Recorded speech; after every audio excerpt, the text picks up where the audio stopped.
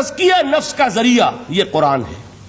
سینوں میں جو روگ ہیں، حب دنیا، حب مال، حب شہرت، حب اقتدار، جس کو کہ ایڈلر کہتا ہے دی ارج ٹو ڈومینیٹ، میرا غلبہ ہو، میرا تسلط ہو، میں نمایاں ہو جاؤں، میری حکومت بن جائے، اختیار میرے ہاتھ میں آ جائے، دی ارج ٹو ڈومینیٹ، یہ ساری ارجز ہیں ہماری در حقیقت جس سے فساد رونما ہے۔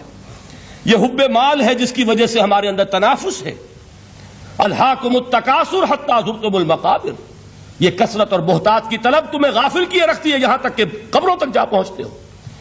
آنکھ انسان کی کھل نہیں پاتی، جس کے پاس 10 نسلوں کے لیے کھانے کو موجود ہے، اس کی بھی ہرس جو ہے اور مزید کا لالچ جو ہے وہ ختم نہیں ہوتا۔ یہ چیزیں ہیں اصل روگ، ان دلوں کے روگوں کا اور سینوں کے اندر کے ان امراض کا علاج قرآن ہے۔ رضی اللہ تعالیٰ عنہ سے بھی ایک حدیث مروی ہے لیکن اس کا متن مجھے یاد نہیں تھا۔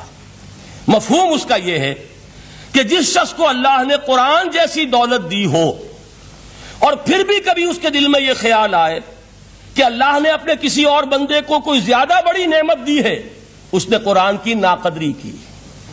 کسی ملینئر کو دیکھ کر اور بلینئر کو دیکھ کر، کسی کا بہت بڑا محل دیکھ کر اگر تمہارے دل میں یہ خیال آیا کہ یہ دولت بڑی ہے اس دولت سے جو تمہارے پاس ہے قرآن کی، تو تم قرآن کی قدر و قیمت سے واقف نہیں، تمہیں معلوم کیا کہ یہ کتنی بڑی دولت ہے۔ یہ در حقیقت شرح ہے انہی الفاظ قرآنی کی کہ فَبِذَلِكَ فَلْيَفْرَحُوا هُوَ خَيْرٌ مِّمَّا يَجْمَعُونَ، جو کچھ دنیا جمع کرتی ہے، جن کو قیمتی اشیاء سمجھ کر لوگ جمع کرتے ہیں، ان سے کہیں بڑھ کر قیمتی یہ قرآن ہے۔ تو حضرت فرماتے ہیں قال رسول اللہ صلی اللہ علیہ وسلم ان اللہ یرفع بہذا الکتاب اقواما ویضع بہ آخرین، اللہ اب اس کتاب کے ذریعے قوموں کو اٹھائے گا اور اسی کو ترک کرنے کے باعث رسوا کر دے گا۔ یہ ہے اب ابد الآباد تک کے لیے، خاص طور پر مسلمانوں کے لیے اللہ تعالیٰ کا یہ قانون۔ اس کتاب کو لے کر اٹھیں گے سربلند ہوں گے، اس کتاب کو پیٹھ دکھائیں گے ذلیل کر دیے جائیں گے۔ یہ گویا کہ اب امت مسلمہ کی قسمت جو ہے وہ تلے گی اس کتاب کی میزان میں، اسی میں طے ہوگا کہ ان کے لیے عروج ہو یا زوال ہو۔ اسی کو وہ جواب شکوہ میں علامہ اقبال نے سادہ ترین الفاظ میں کہا تھا، وہ زمانے میں معزز تھے مسلمان ہو کر اور تم خار ہوئے تاریک قرآن ہو کر۔ فارسی میں اسی کو مفہوم کو جو ادا کیا ہے جس خوبصورتی سے، اس کا تو جواب نہیں ہے کہ اے مسلمان خار از مہجوری قرآن شدی، تم جو ذلیل و خار ہو گئے ہو دنیا میں۔ ایک سوال شاعر نے کبھی کیا تھا نا، بڑا پیارا سوال تھا، ہے آج کیوں ذلیل کہ کل تک نہ تھی پسند گستاخی فرشتہ ہماری جناب میں۔ بڑا پیارا سوال ہے، جواب علامہ اقبال دے رہے ہیں، خار از مہجوری قرآن شدی، قرآن سے لا تعلق ہونے کی بنیاد پر تم ذلیل و رسوا ہوئے ہو۔ شکوہ سنجے گردش دوراں شدی، گردش دوراں اور گردش فلک اور فلک ناہنجار اور فلک کج رفتار، اس کو خامخواہ گالیاں دے رہے ہو، اس کا خامخواہ شکوہ کر رہے ہو، شکایت کر رہے ہو، یہ تو اے باد صبائی ہما آوردہ تست، یہ تمہارے اپنے کرتوتوں کی سزا ہے جو تمہیں مل رہی ہے۔ تم نے قرآن کو پیٹھ دکھائی، تم ذلیل و رسوا کر دیے گئے۔ خار از مہجوری قرآن شدی، شکوہ سنجے گردش دوراں شدی، اے چو شبنم بر زمیں افتندئی، در بغل داری کتاب زندئی، اے وہ قوم جو شبنم کی طرح زمین پر پڑی ہے، اغیار اسے پاؤں تلے روند رہے ہیں، جیسے آپ صبح کو سیر کرنے نکلتے ہیں، سبزے پر پڑی ہوئی شبنم اسے آپ روندتے ہیں اپنے قدموں تلے۔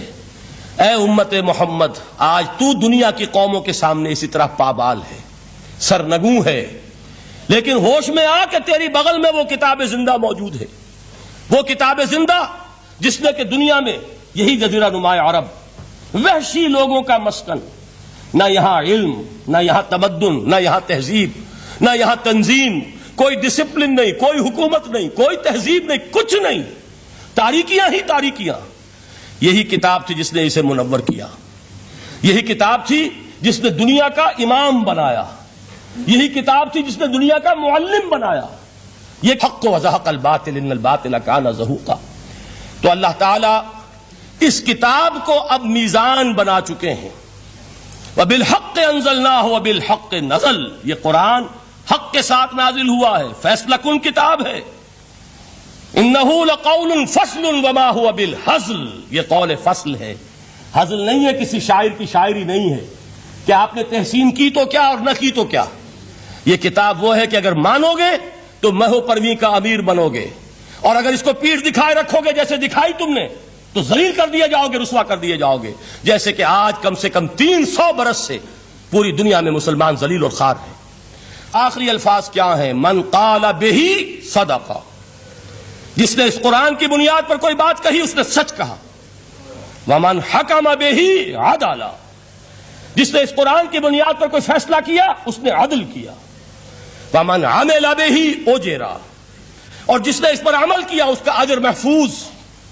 اور آخری ٹکڑا ومن دعا الیہ ہدی الی صراط مستقیم، جو اس کی طرف بلائے گا، اس قرآن کی طرف، کسی اور کو ہدایت ہو نہ ہو اس کی ہدایت گارنٹیڈ ہے، ہدی الی صراط مستقیم. یہ ماضی مجہول وہ ہے جو کوئی شے ہو چکی، جو اس قرآن کی طرف لوگوں کو بلائے گا اسے تو ہدایت نصیب ہو گئی صراط مستقیم کی طرف. اللہ تعالی